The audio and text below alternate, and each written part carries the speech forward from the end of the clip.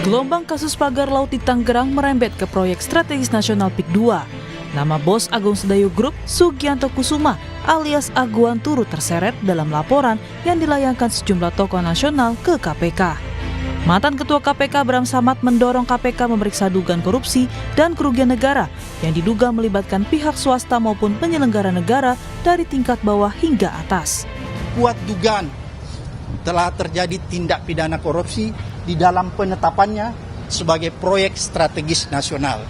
Kemudian juga kita melaporkan tentang ada dugaan kuat terjadi suap menyuap gratifikasi di dalam penerbitan, penerbitan sertifikat di atas laut, yang diduga kuat dilakukan oleh Agung Sedayu Group dan anak perusahaannya, sesuai dengan undang-undang.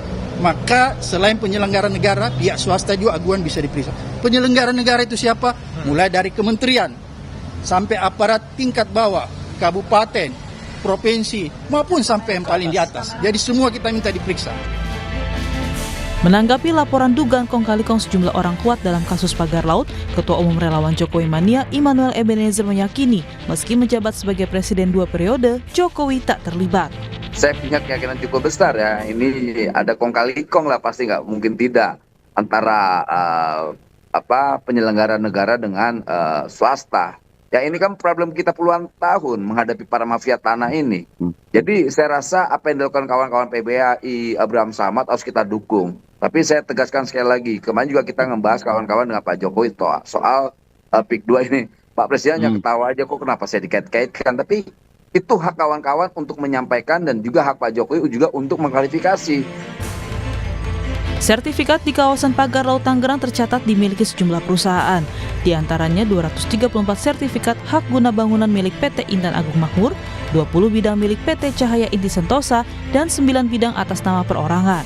Sedangkan sertifikat hak milik berjumlah 17 bidang. Dalam keterangan yang disampaikan saat rapat, Menteri ATR BPN mengaku sudah membatalkan 50 sertifikat, diantaranya 38 hak guna bangunan dan 12 sertifikat hak milik. Menteri Nusron mengklaim jumlah ini kemungkinan akan bertambah.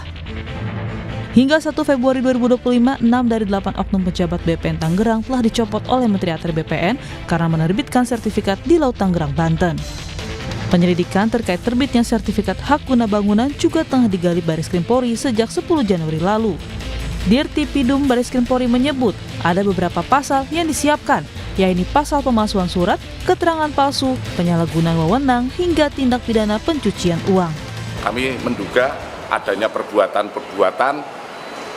pelanggaran, yaitu berupa pemalsuan dan lain sebagainya. Ini yang menjadi dasar kami selanjutnya dalam proses penyelidikan. Dugaan terkait pasal 263 KUHP, kemudian pasal 264 KUHP, dan kami juga menerapkan undang-undang pencucian uang. Kasus pagar laut memang tak sekedar deretan pagar bambu. Setelah menerima laporan, KPK memastikan akan bekerja sama dengan Kejaksaan untuk mengungkap semua pihak yang terlibat. Tim Liputan, Kompas TV.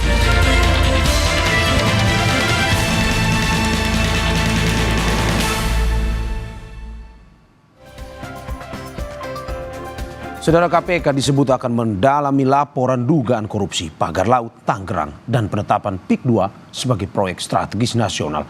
Mantan Ketua KPK Bram Samad bilang kasus pagar laut melibatkan pihak swasta hingga penyelenggara negara. Benarkah? Lalu apa saja temuan tindak korupsi dalam kasus ini? Kita akan membahas bersama sejumlah narasumber yang hadir di studio. Wakil Ketua KPK periode 2007-2011 Muhammad Yasin. Selamat pagi Pak Yasin. Selamat pagi Terima kasih Mario. sudah bergabung di studio Sapa Indonesia Pagi. Dan melalui sambungan Zoom Ketua Umum Relawan Jokowi Mania Immanuel Ebenezer. Selamat pagi Bang Noel. Selamat pagi Mas semua.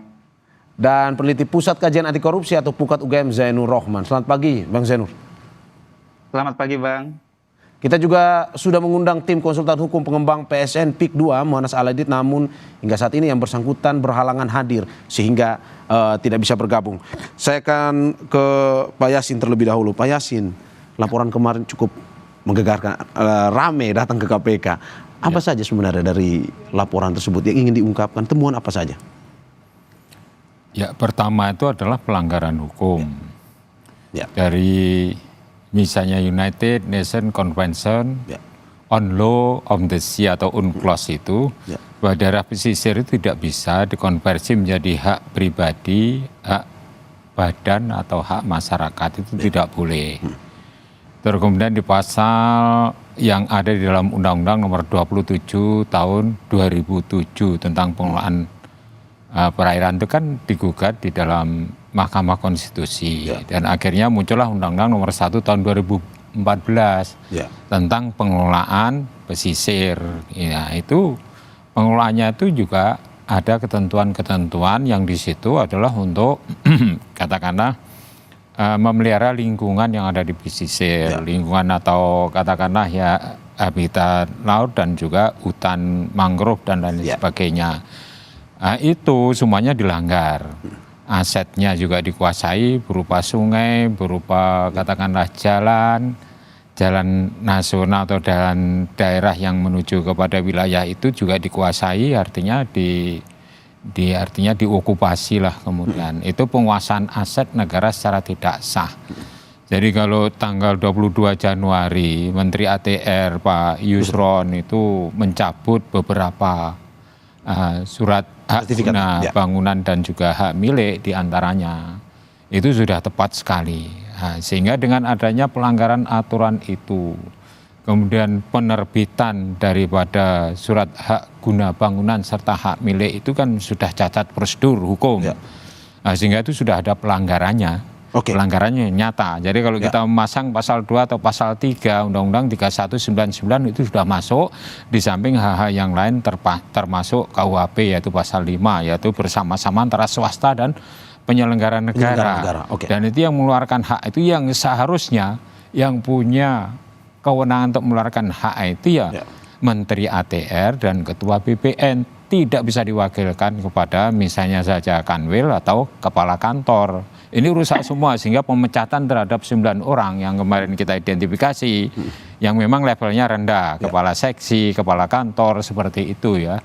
Atau kepala seksi dan panitia A, kemudian anggota panitia itu kan dipecat, itu merupakan katakanlah itu makan bubur dari pinggir, itu bubur panas dari pinggir. Penyelenggara negara big fish-nya ini belum ditangani, karena ini adalah PSN judulnya. PSN itu adalah proyek strategi nasional. Itu pasti ada beberapa pejabat tinggi yang tadi kita sebutkan adalah Menteri ATR dan Ketua BPN yang pada saat mengeluarkan itu juga harus diperiksa sebagai saksi dulu. Ada atau tidak dugaan keterlibatan dia. Nah, ini saya kira ini menjadi ranah KPK, karena dalam undang-undang itu KPK itu tugas khususnya dalam pemberantasan korupsi adalah kepada penyelenggara negara, penegak hukum atau pihak lain yang terkait korupsinya itu dengan penyelenggara negara dan penegak hukum, itu pasal 11. Nah, ini dan kasus korupsi yang menjadi perhatian masyarakat secara umum, ini menjadi fokus perhatian yang saat sekarang ini. Jadi jangan sampai menunggu, ini sprint lead sudah dikeluarkan oleh kejaksaan. Nah, KPK masih full bucket. Nah, kita mendorong harus dikeluarkan juga sprint lead, kengkaran bersama-sama penanganan kasus ini dengan kejaksaan. Jadi tadi Anda menyebutkan sampai Menteri ATR, apakah sampai Menteri ATR BPN atau karena kemarin laporan Anda ada nama-nama yang perlu bertanggung jawab sepertinya? Iya, karena proyek strategik nasional itu kan juga presiden juga, mantan presiden itu. Siapa yang menetapkan di era itu. Di era siapa? Mantan presiden siapa? Ya, Pak Jokowi misalnya kan seperti itu. Itu kan ada kesamaan di dalam katakanlah di dalam penegakan hukum itu equality before the law. Jadi tidak ada special treatment siapapun kalau sebagai warga atau subjek hukum diminta keterangan oleh APH, aparat penegak hukum, siapapun, kejaksaan, kepolisian atau KPK dalam hal ini harus bersedia. Kan belum tentu kalau misalnya itu adalah saksi itu akhirnya menjadi tersangka, kan belum tentu. Pak Yasin, saya cuma tegaskan bahwa kemarin juga selain Menteri ATR pada saat itu, pada era itu, Anda juga melaporkan seperti Anda sebutkan, Pak Jokowi juga di KPK. Yang mempunyai kewenangan untuk menetapkan PSN itu, yaitu pengembangannya oleh KPK. Yaitu siapa berbuat apa itu kan penegak hukum. Kalau pelapor kan dugaan. Kalau dugaan kan boleh-boleh saja. Dan pelapor itu dijamin oleh aturan perundangan. Yaitu PP nomor 43 tahun 2018 itu peran serta masyarakat. Bila ada dugaan korupsi yang terjadi yang dilihat oleh masyarakat itu harus dilaporkan ke penegak hukum gitu loh. Nah, untuk membuktikan siapa yang terlibat itu kan dalam hukum pidana itu kan siapa melakukan perbuatan apa gitu. Bukan hanya dugaan terus kemudian itu diproses menjadi tersangka, tidak. Melakukan apa nih orang-orang kemungkinan tersangkut, yaitu kita menghadirkan saksi, barang bukti, saksi ahli, dan dokumen-dokumen lain yang berkaitan dengan dugaan penyimpangan itu. Itu ranahnya penegak hukum. Ya, kalau pelapor hanya melaporkan itu aja. Oke, Pak Yasin. Yaitu indikasi-indikasi penyimpangannya. Oke. Oke, dari saya ke Ketua Umum Relawan Jokomania Immanuel Ebenezer. Bang Noel, ini dugaan katanya Pak Jokowi perlu diperiksa juga dalam bertanggung jawab dalam kasus PIK 2 ini. Ya, saya rasa nggak masalah ya, namanya dugaan. Tapi harus dipahamin, kasus mafia tanah itu udah puluhan tahun. Ya. Tak usah bicara tentang PIK. Kemarin aja di Bekasi ada ibu-ibu yang punya surat hak milik SHM itu digusur kok depan mata kita kemarin, ramai itu. Gitu. Belum lagi yang di Kalimantan, hak-hak adat rakyat itu dirampas. Tadi betul Mas Kang Mas ini bilang bahwa ini Nusron ini baru bicara tentang seperti analogi bubur panas, makanya baru pinggiran doang nih. Tuh. Itu banyak sekali itu bandit-banditnya itu di BPN itu. Saya rasa harus digantung tuh, hukum mati tuh. Karena nih sudah keterlaluan lah. Jadi kawan-kawan bisa melaporkan sudah benar tuh menurut saya. Karena itu nanti ke kita-kita juga. Mafia ini kan nggak pandang bulu, mau siapa kayak mereka tabrak aja tuh. Nah ini momentumnya di pemerintahan Pak Prabowo, di mana penegakan hukum menjadi panglimanya beliau dalam memberantas yang namanya kejahatan-kejahatan. Itu, saya punya keyakinan lah, Pak Jokowi sangat tidak terlibat, udah pasti pertama itu. Kedua, ini kan tudingan-tudingan politik yang sangat menurut saya terlalu keji lah.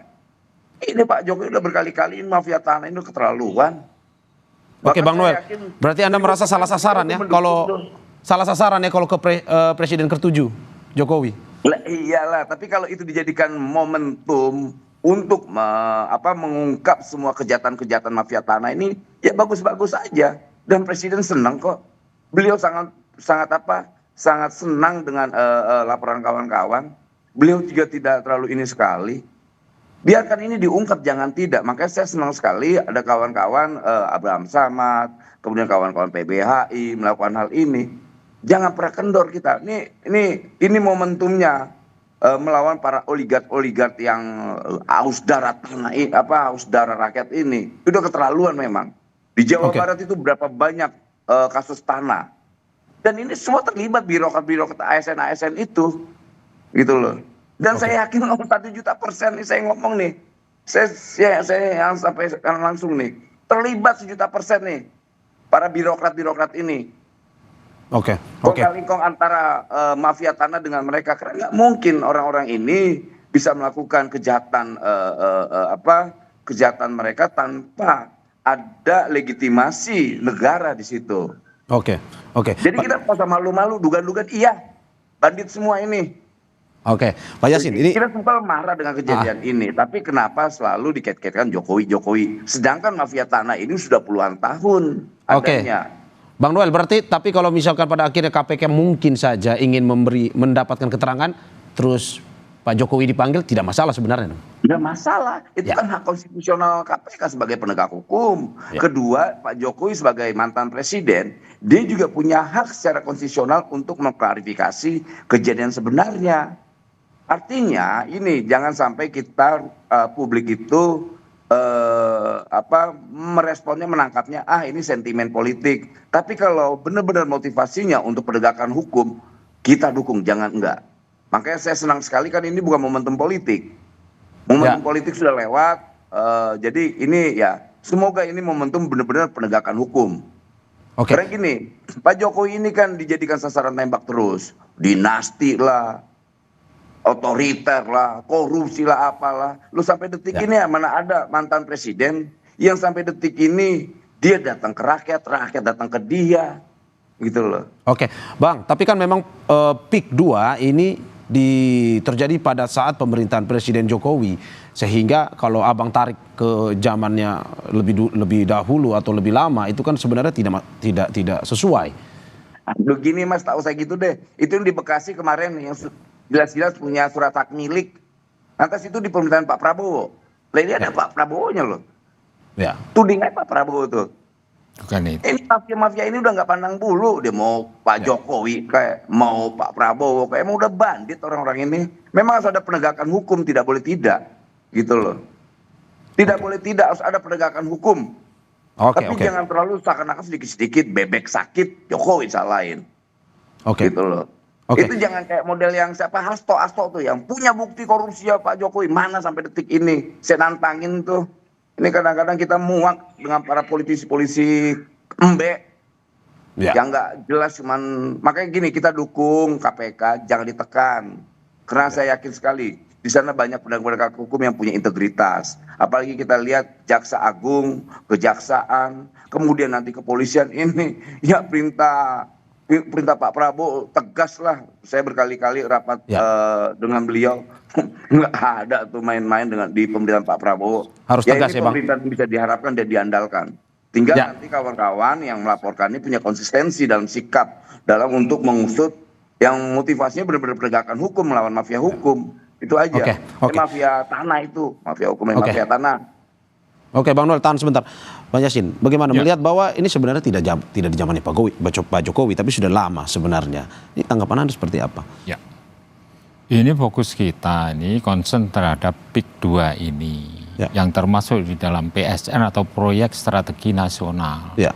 Kalau mafia tanah di luar, katakanlah konteks waktu yang sekarang, saya kira ya itu kalau memang harus diurus ya terpisah dengan yang namanya PSN ini, gitu loh. Jadi kita fokus, ini kaitannya fokus kepada PSN yang dalam penguasaan tanahnya, hak tanahnya itu telah menyalahi prosedur hukum, sehingga itu harus diproses hukum.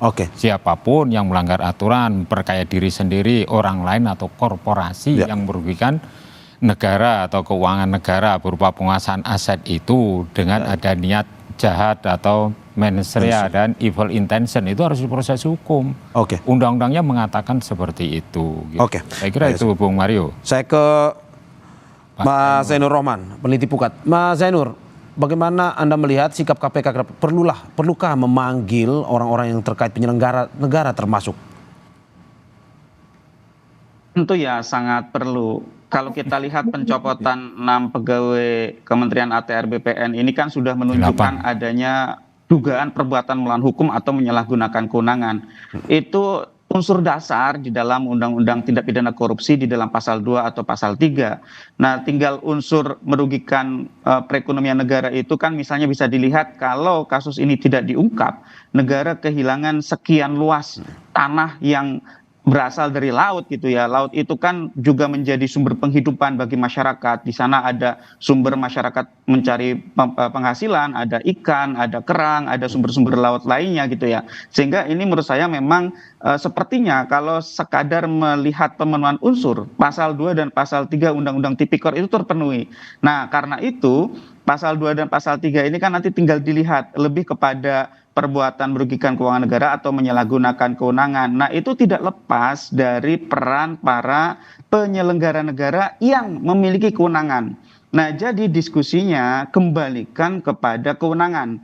Kewenangan mengeluarkan SHGB, SHM, kewenangan mengeluarkan keputusan di dalam proyek strategis nasional, dan kewenangan-kewenangan lain. Nah, kewenangan itu tinggal dicek apakah di dalam mengeluarkan keputusan sebagai seorang pejabat tata usaha negara itu dilakukan dengan melawan hukum.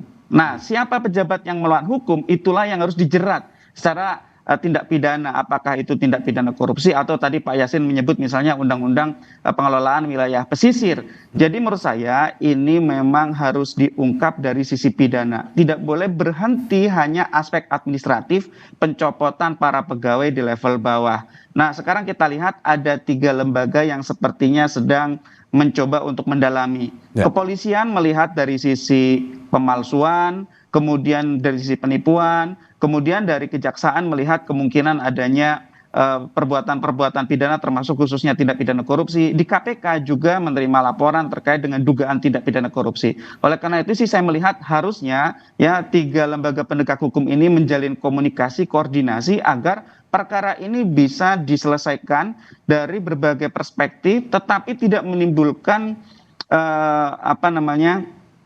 tidak menimbulkan saling serobot di dalam penanganan perkara, agar misalnya bisa dibagi peran siapa yang kemudian melakukan penanganan dari sisi apa. Tetapi menurut saya sekali lagi dengan kasus yang sejelas ini sangat penting juga bagi mereka untuk bisa bergerak cepat. Agar apa? Agar rasa keadilan masyarakat itu bisa terpenuhi, juga alat-alat buktinya tidak dihilangkan, kemudian pihak-pihak yang kemudian terlibat tidak melakukan upaya-upaya perlawanan, kasakusuk gitu ya, bahkan mungkin juga bisa melakukan berbagai upaya untuk mengganggu jalannya proses penyelidikan dan nantinya penyidikan. Sehingga menurut saya ini sih memang harus segera gitu ya, harus segera dan harus transparan dan akuntabel. Ya, saya pikir Pak Yasin, Bang Immanuel di sini semua sepakat bahwa ini adalah tindak pidana. Tidak ada yang mengatakan ini bukan tindak pidana. Ini tindak pidana. Jangan sampai kasus ini berhenti hanya selesai di aspek administratif. Harus ada yang dimintai pertanggungjawaban secara pidana. Dan yang dimintai pertanggungjawaban pidana adalah semua yang terlibat, baik dari sektor swastanya sampai kepada para penyelenggara negara, baik itu level bawah, khususnya adalah mereka para pengambil kebijakan. Nah, itu hanya bisa ditentukan nanti ketika dilakukan pendalaman melalui penyidikan dan kemudian pihak-pihak yang memiliki kewenangan itu dilakukan pemanggilan untuk diperiksa bagaimana mereka mengeluarkan kebijakan itu. Kan nanti akan bisa dilakukan audit apakah ada prosedur yang dilanggar. Tentu ada prosedur yang dilanggar karena sekarang juga sertifikatnya dicabut. Nah, siapa saja yang terlibat di dalam pelanggaran prosedur itu, siapa yang tidak melakukan tugas, siapa yang kemudian lalai di dalam pengawasan, itu semua harus dilakukan pengusutan secara lengkap dan menurut saya ini melibatkan banyak sekali pihak, Bang. Oke. Ini semakin keras bahwa pidana sebenarnya yang harus ditekankan, bukan administratif. Kalau dari Pak Yasin sendiri, siapa pihak-pihak yang mungkin saja perlu dipanggil? Ya, jadi pihak-pihak yang terkait dengan terjadinya suatu peristiwa pidana ini. Tadi sudah disebutkan dengan jelas, yang melakukan pemalsuan, yang melakukan pelanggaran prosedur, ya, yang melakukan pelanggaran prosedur itu adalah yang berkaitan dengan penerbitan surat hak guna bangunan dan hak milik yang jumlahnya itu adalah berapa hektar itu 537,5 hektar, terbitnya adalah 263 dari bidang yang surat hak guna bangunan dan ada 17 hak milik dan juga 9 hak milik. Itu kan luar biasa penguasaan itu, 573,5 hektar. Jadi pihak-pihak yang terkait termasuk yang mempunyai kewenangan memberikan hak itu hanya Menteri BPN atau Menteri ATR atau Kepala BPN itu yang pada saat itu dia menjabat dan memberikan haknya itu terhadap pihak-pihak yang kita sebutkan tadi. Nah, sehingga ini jadi semua pihak lah yang terkait dengan swastanya yang menerima hak. Dan prosesnya berjalan 3 hari itu sudah selesai itu surat hak guna bangunannya itu kan luar biasa. Oke. Kalau tidak dalam payung SPN atau proyek strategi nasional PSN ya, proyek strategi nasional itu tidak akan bisa keluar itu. Oke. Jadi ada hal-hal yang bisa saja itu instruksi secara sakti ya, ini kan dugaan ya, sehingga proses itu menjadi cepat. Dan ada juga yang menduga bahwa itu kalau tidak ada suap tidak akan bisa secepat itu. Mengurus proses daripada sertifikat itu biasanya makan waktu bulanan bahkan sampai 1 tahun. Dan ini adalah sebuah kejanggalan kalau kejanggalan. Nah, makanya itu kalau Pak Menteri ATR BPN itu sudah membatalkan karena belum berumur 5 tahun sesuai dengan peraturan pemerintah nomor 15 tahun 2001 itu boleh itu dicabut tanpa harus melalui proses di pengadilan itu sertifikat yang sudah ada itu dicabut itu sudah betul berarti dari situ saja sudah terjadi suatu pelanggaran yang luar biasa. Oke. Gitu. Ya. Pertanyaan Pak Yasin, apakah Komisi Pemberantasan Korupsi berani memanggil pihak-pihak yang tadi disebutkan? Tapi kita lanjutkan usai jeda. Terima kasih masih di Sapa Indonesia Pagi bersama saya Maria Sarong dan sejumlah narasumber saya. Ada Wakil Ketua KPK periode 2007-2011 Muhammad Yasin dan melalui sambungan Zoom Ketua Umum Relawan Jokowi Mania Immanuel Ebenezer dan peneliti Pusat Kajian Anti Korupsi atau PUKAT UGM Zainur Rohman. Saya ke Bang Noel. Bang Noel, bagaimana Anda melihat bahwa hingga saat ini Komisi Pemberantasan Korupsi mendapatkan laporan tersebut pun kejaksaan dan juga kepolisian. Apa sebenarnya tindakan yang harus dilakukan ketiga lembaga ini?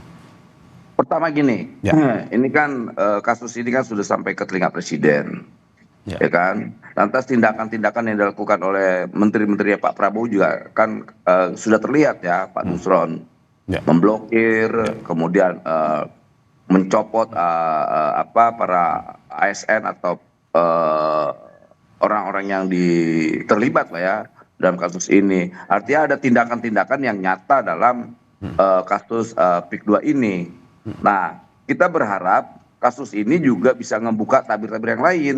Artinya banyak sekali tuh mafia tanah tidak terkait, bukan persoalan PIK aja, banyak itu banyak sekali. Tak usah kita pernah lihat kan kejadian juga di KPK. Itu sudah ada pimpinannya. Banyak juga yang bandel tuh anggota-anggota KPK-nya. Apakah kita minta pertanggungjawaban pimpinannya? Kan enggak juga secara pidana. Tapi secara moral, ya kawan-kawan komisioner KPK kan melakukan tindakan-tindakan hukum. Nah hari ini gini, kita optimis lah bahwa penegak hukum kita, KPK, kepolisian, kejaksaan, ya kita dukung dong secara moral. Jangan pesimis. Makanya motivasinya semoga ini bukan motivasi politik tapi motivasi penegakan hukum, karena yang dirugikan itu rakyat dan bangsa ini, gitu loh. Dan saya rasa gini, kalau seandainya pintu masuknya untuk mengungkap semua para mafia tanah ini, ya nggak apa-apa. Pak Jokowi dilaporkan, minta pertanggungjawaban. Saya rasa Pak Jokowi sangat terbuka kok, bukan orang yang selalu menghindar. Dan sampai detik ini kita lihat mantan presiden kita Pak Jokowi selalu ada di tengah rakyat dan juga rakyat di tengah dia. Jadi silakan aja lah, kita nggak mau kasus-kasus ini ditutup-tutupi, jangan. Apalagi pemerintahan Pak Prabowo begini, beliau ingin sekali melihat rakyatnya tuh sejahtera, tidur nyenyak dan sebagainya. Jangan sampai terlalu berdansa-dansa terus di setiap pemerintahan. Karena kita lihat perilakunya kan memang tadi disampaikan Kang Yasin, ada penyelenggara negara memang pasti nggak usah pakai dugaan-dugaan, memang iya kok. Nggak mungkin sertifikat itu keluar tanpa ada terlibatnya penyelenggara negara, itu nggak mungkin. Ada dan pasti. Ngapain saya pakai duga-duga? Siapa itu? Ya itu orang BPN. Siapa menterinya? Tanya menterinya siapa saat itu. Siapa yang mengeluarkan? Ada, itu nggak mungkin tidak. Dan terus begitu terus. Akhirnya gini, ya ini kan momentum ya bangsa ini berbenah ya. Berbenah soal penegakan hukum. Ya kita akui kemarin di pemerintahan Pak Jokowi ada problem dan kelemahan penegakan hukum kita. Karena memang Pak Jokowi fokus bagaimana membangun infrastruktur. Karena bangsa ini kan bangsa yang tertinggal. Bangsa yang sibuk dengan persoalan-persoalan masa lalu. Tidak bicara tentang masa depan. Nah Pak Jokowi memang kemarin itu bicara tentang orientasi pembangunan. Dia bicara tentang masa depan bangsa ini. Yang akhirnya ya sekeliling kan banyak bandit itu. Dari yang petugas partai, yang korupsi bansos, ada yang terlibat mafia pangan, kita tahu semua. Dan semoga di pemerintahan Pak Prabowo hari ini, kita lihat Pak Nusron itu kan sudah luar biasa ya, melakukan tindakan-tindakan yang nggak pernah dilakukan oleh menteri-menteri sebelumnya. Dan tidak pernah juga dilakukan oleh presiden-presiden sebelumnya. Artinya Pak Prabowo dalam hal ini sudah melakukan tindakan-tindakan yang diharapkan oleh rakyat, yaitu apa? Penegakan hukum. Tidak pilih tebang pilih. Mau dia siapa mau dia siapa, orang urus. Siapapun yang melanggar hukum harus bertanggung jawab. Bang, Anda mau bilang bahwa Pak Jokowi sebenarnya tahu dan siap bersaksi kalau misalkan dipanggil KPK. Ini terkait siapa-siapa saja yang diduga. Pak Presiden nggak. Ya dia ngurusin proyek strategis nasional. Tapi kan kita ketahui, tahu Pak Jokowi di KPK yang kecil aja lembaganya banyak juga yang menyimpang kok. Apalagi Pak Jokowi yang ngurusin Republik ini Pak. Gitu. KPK cuma berapa sih anggotanya? Penyidiknya berapa sih? Banyak juga secara moral nyimpang. Apalagi Pak Jokowi ngurusin Republik ini Pak. Gitu. Ngurusin rakyat. Nah makanya carilah pemimpin yang bicara tentang masa depan. Ini Pak Jokowi udah bagus. Walaupun memang kemarin ada problem penegakan hukumnya lemah. Nah, hari ini pemerintahan berkelanjutan Pak Prabowo, ini pemerintahan yang bisa diandalkan. Pak Prabowo pemimpin yang bisa diandalkan. Ya sudah bagus kan, sudah terbukti kan. Ya. Nggak ada urusan tuh langsung disuruh ambil tuh cabut-cabutin tuh pagar laut itu. Ya. Ada yang berani kayak begitu? Nggak ada. Karena memang itu karakter Pak Prabowo. Ya. Sangat patriotik, tidak menjadi pecundang di depan mata rakyatnya. Oke, saya ke Bang Yasin. Bang Yasin, Ya. kalau melihat apa yang dikatakan oleh Bang Noel tadi bahwa Kepala BPN, Menteri ATR periode waktu itu yang harus ini dipanggil untuk memberikan keterangan pasti. Tanggapannya seperti apa terkait dengan pemeriksaan itu? Ya. Jadi proses hukum harus due process of the law. Dan tidak harus memberikan special treatment karena jabatan. Ya. Jadi Betul, setuju. hak untuk bisa diperiksa dan memberikan keterangan itu yang apabila diminta oleh penegak hukum itu ya harus berkomitmen untuk memberikan keterangan gitu. Jadi itu di negara hukum itu harus seperti itu. Nah, KPK yang punya kewenangan mengenai kasus-kasus yang sifatnya itu adalah high ranking official karena menyangkut penyelenggaraan negara, penegak hukum dan pihak lain yang tersangkut kasus korupsinya itu dengan penyelenggara negara dan penegak hukum. Kalau dalam kaitannya ini ya, itu saya kira penyelenggara negara tadi Bang Noel sudah menyebutkan dugaan terhadap Menteri ATR. Ya. Dugaannya itu adalah ya apakah dia tuh berbuat menandatangani dan ikut melakukan penyalahan prosedur hukum atau tidak, melakukan kesalahan prosedur hukum atau tidak. Itu yang harus diperiksa oleh penegak hukum. Nah, sehingga apabila terbukti walaupun dia tidak terima uang misalnya ya, tapi mensetujui, mensepakati itu pun harus diproses hukum. Berarti menurut Anda walaupun dia tidak menerima uang sama sekali atau tidak tahu, tetapi dia tetap harus diproses hukum? Harus diproses hukum sesuai ketentuan karena dia adalah terlibat di dalam katakanlah berjalannya suatu peristiwa kejahatan yang berindikasi pelanggaran hukum terhadap korupsi itu. Ya. Yaitu jadi itu tidak hanya kali pertama KPK itu menangani kasus-kasus yang semacam itu. Memerintahkan keluarnya duit untuk menyuap siapa. Nah, yang diterima oleh pihak-pihak tertentu oleh swasta, dua-duanya kena. Yang menyuruh walaupun dia tidak ikut menikmati uang yang dikeluarkan pun juga kena. Karena dia terlibat di dalam membangun suatu peristiwa pidana itu yang melibatkan banyak pihak. Ya. Memang korupsi itu tidak bisa dilakukan secara individu. Umumnya adalah berkelompok karena ada high ranking official, ada pejabat-pejabat di bawahnya, ada pihak yang terkait misalnya swasta itu berkali-kali selalu melibatkan swasta. Apalagi yang berkaitan dengan pengadaan barang dan jasa. Ini adalah proyek strategi nasional, itu pasti ada swastanya ada di situ. Dan penguasaan hak secara tidak legal melanggar hukum itu juga harus diproses. Nah, dugaan suapnya harus juga bekerja sama dengan PPATK. Ada panda uang yang mengalir itu yang tadi disinggung oleh kepolisian itu kan ada dugaan juga money laundering, itu mengalirnya uang. Nah, sehingga kalau menurut saya ini ketiga penegak hukum ini secara concurrent bersama-sama secara koordinatif menangani kasus yang menjadi pusat perhatian masyarakat saat sekarang ini. Yang merugikan keuangan negara atau aset negara yang luar biasa jumlahnya. Oke. Saya kira gitu Bung Mario. Oke, saya ke Mas Zainur Rahman. Mas, pertanyaannya apakah berani KPK ini tersangkut dengan penyelenggara negara ini memanggil ataupun bahkan ini memproses?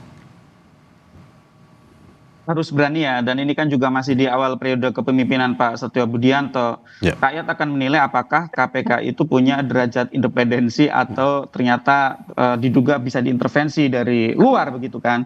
Nah sekali lagi ini sangat penting koordinasi antara KPK, kepolisian, kejaksaan.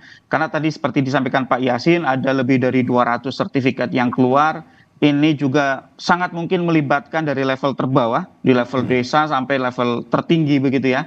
Sehingga juga ini membutuhkan sumber daya dari aparat penegak hukum untuk dapat melakukan penanganan secara tuntas, secara komprehensif. Nah oleh karena itu perlu mungkin gitu ya untuk dilakukan misalnya kesepakatan di antara kepolisian, kejaksaan, KPK. Siapa melakukan apa, siapa mendalami bagian apa begitu ya. Juga ini untuk menghindari terjadinya persaingan yang tidak perlu begitu kan semua ingin tampil ya, semua ingin punya poin, punya kredit, punya skor. Oleh karena itu perlu untuk dilakukan pemilahan aspek misalnya pemalsuannya, aspek suapnya, aspek korupsi dalam pasal 2 dan pasal 3, ya juga mungkin dari sisi pelaku, siapa yang menangani level bawah, juga siapa yang menangani untuk level yang atas. Meskipun kalau di antara mereka punya keterkaitan, tentu sebaiknya ditangani oleh lembaga yang sama. Tetapi kalau keterkaitannya sudah berbeda, itu bisa dibagi. Jadi ada pembagian peran gitu ya. Yang paling penting jangan sampai ini semua menguap. Itu saja. Publik akan menunggu apakah aparat penegak hukum kita itu punya harga diri ya ketika berhadapan dengan oligarki sebesar ini gitu ya. Kita akan lihat apakah ternyata hukum itu menjadi panglima atau ternyata lagi-lagi adalah uang yang menjadi panglima di Republik ini. Jadi publik menunggu dan publik berharap yang ditangani, diproses secara hukum itu tidak sekadar di level bawah dan menengah.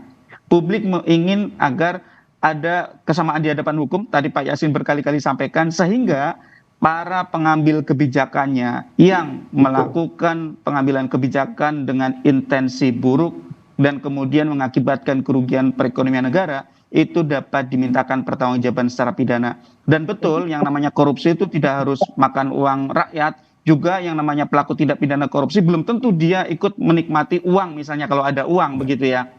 Melakukan tindak pidana korupsi itu bisa menguntungkan orang lain atau korporasi ya. Dan ini juga perdebatan panjang misalnya di kasus Tom Lembong gitu ya. Sampai sekarang Tom Lembong kejaksaan nggak punya bukti yang bisa menunjukkan bahwa dia terima uang, tapi toh dia menjadi tersangka begitu ya.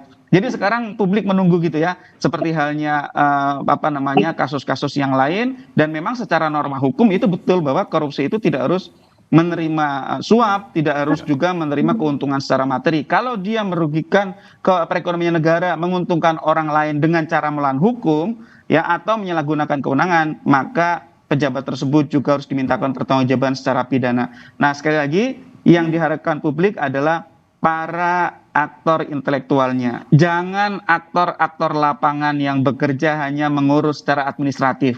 Siapa sih yang menjadi penggagas dari proyek ini? Itu harus dijerat. Siapa sih yang kemudian melakukan pengaturan? Ya misalnya ya, mengurus ke sana, mengurus ke sini begitu ya.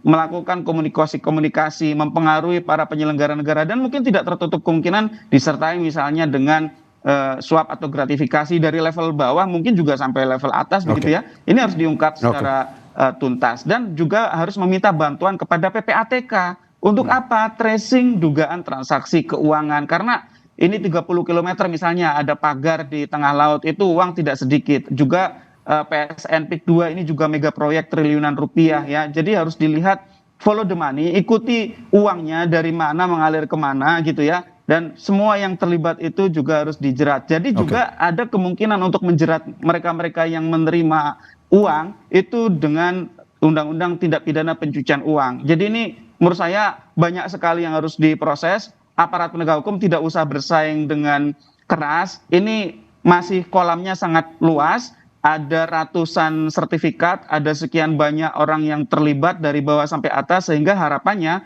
sangat penting untuk kesepakatan di antara mereka bertiga, kepolisian, kejaksaan, dan KPK. Dan saya berharap Presiden Prabowo harus berikan dukungan dengan jangan lakukan intervensi gitu ya, dan ya tertibkan siapapun yang mengintervensi aparat penegak hukum di dalam melakukan penanganan perkara ini. Tidak hanya tidak intervensi, tapi juga harus menertibkan kalau ada orang-orang lain di sekitar kekuasaan yang akan intervensi. Karena ini saya yakin pasti akan ada intervensi dari pihak-pihak yang akan terancam. Saya ke Bang Noel. Bang Noel, Pak Prabowo harus bisa tidak intervensi. Ini komitmen pemerintah saat ini bagaimana terkait dengan pagar laut ini? Apalagi ini menyangkut pejabat-pejabat lama. Ini, saya kadang-kadang nggak ngerti nih orang-orang ini maunya apa. Nggak diintervensi, katanya kok presiden diam aja ya. Nggak diintervensi kok, presiden kok intervensi persoalan ini. Tugas negara adalah harus tetap hadir dalam persoalan-persoalan seperti ini. Nah, ya biarkan presiden juga hadir dengan semua ketahuan kan dengan hadirnya Mas Nusron memblokir berapa surat-surat tanah itu. Jadi saya rasa Pak Prabowo sangat fokus dalam penegakan hukum dan kawan-kawan juga tidak tahu kan itu cuma baru 500 sekian hektar. Itu ada jutaan hektar yang perintahnya jelas harus diambil oleh negara. Gitu loh. Kan saya tidak mau ngasih tahu aja, saya biarkan aja. Itu perintah Pak Prabowo. Gitu. Berapa banyak tanah-tanah rakyat dirampas, dirampok. Ya. Ada yang bentuknya menjadi sawit, ada yang jadi pertambangan. Itu akan diburu sama presiden tuh. Ya. Tinggal kita lihat menterinya dan semua kementerian kabinet merah putih ini kan bekerja semua, nggak ada yang enggak. Oke. Jadi kita tidak terlalu khawatir lah, misalnya Pak Presiden dia tutup mata, nggak mungkin. Oke. Presiden intervensi dong, ya pasti dilakukan atas kepentingan negara, gitu loh. Oke. Artinya ya jangan bilang kok nggak ku campur sih, kok turut campur. Sudahlah, ini negara ini harus ada pemimpinnya, ya negara harus hadir, gitu loh. Nggak bisa tidak. Karena ini pasti ada kerugian, apalagi ada penyelenggara negara di situ, ya kan? Ya. Dan saya nggak mau pakai dugaan, saya katakan itu ada penyelenggara negara terlibat langsung. Ngapain kita pakai dugaan-dugaan? Bandit semua kok. Ini langsung ya, tak ada dugaan dalam kasus pagar laut ini ya. Oh iya, pakai dugaan. Nih, ada penyelenggara negaranya. Ya. Tadi betul Mas Zanuar bilang, tinggal di tracing aja BPK, aliran dana ini kemana semua. Gitu. Oke. Itu lebih mudah kok, nggak terlalu susah. Kita lihat aliran dana itu. Dan kita juga nggak mungkin birokrat-birokrat yang kecil-kecil itu, kasihan mereka nggak mungkin tidak ada atas perintah atasannya, mereka nggak berani.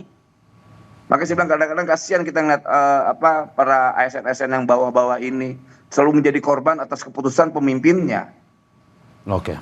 Oke. Tangkap dong tuh siapa tuh bandit-bandit di belakang ini semua, jangan ragu gitu. Oke, Setelah Bang itu geser lagi, banyak kasus-kasus tanah yang lain. Orang ada 2 juta kasus di Republik ini yang tidak terselesaikan dan melibatkan penyelenggara negara dan ASN.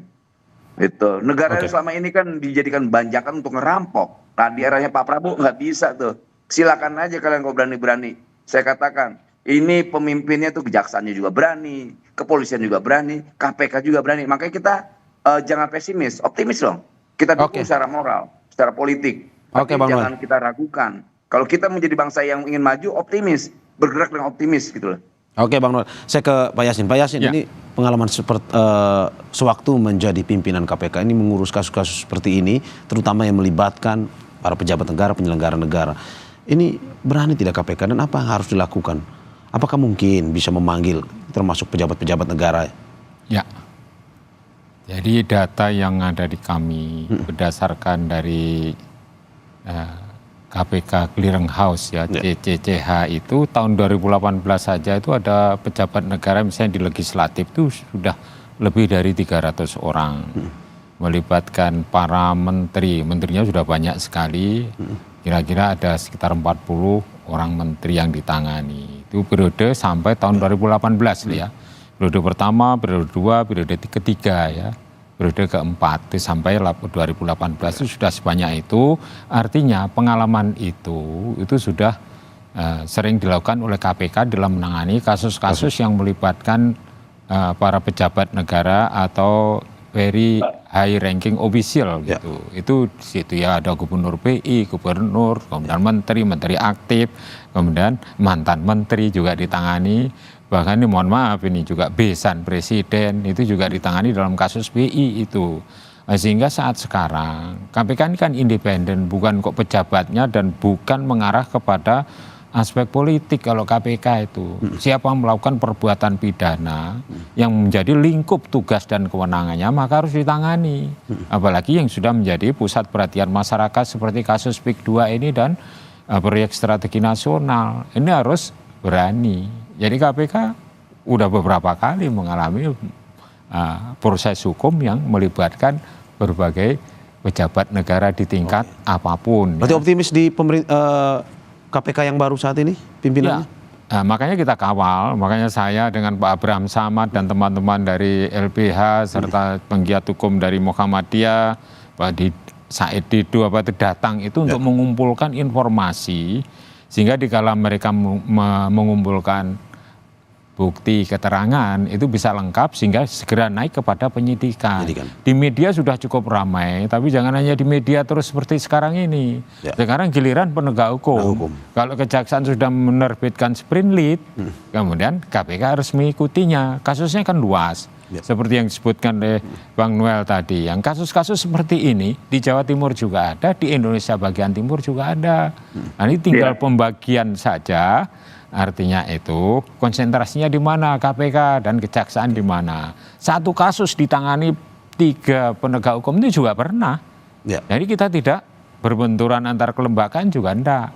Gitu loh. Pak Yasin. Ya, kecuali yang satu dulu itu ya, mengenai cicak buaya, ini perkecualian ya itu ya. Nah, dari penanganan kasus yang lain kita sering melakukan koordinasi dengan penegak hukum lain, dan yang di media saya kira sudah cukup ramai, sekarang tinggal menunggu action dari penegak hukum. Gitu Bang Mario. Terima kasih Pak Yasin atas apa yang disampaikan, dan semoga apa yang didiskusikan pada pagi hari ini memberikan masukan juga kepada para penegak hukum untuk terus mengawal kasus pagar laut dan PSN ini hingga tuntas. Terima kasih mantan pimpinan KPK Muhammad Yasin sudah hadir di studio. Terima kasih juga Ketua Umum Relawan Jokowi Mania Immanuel Ebenezer, dan juga terima kasih peneliti Pusat Kajian Anti Korupsi atau PUKAT UGM Zainur Rohman. Terima kasih Bapak-bapak atas kesediaannya. Kang Yasin, makasih. Semoga sehat selalu. Sama-sama. Yasin, Mas Zainur. Terima kasih. Terima kasih.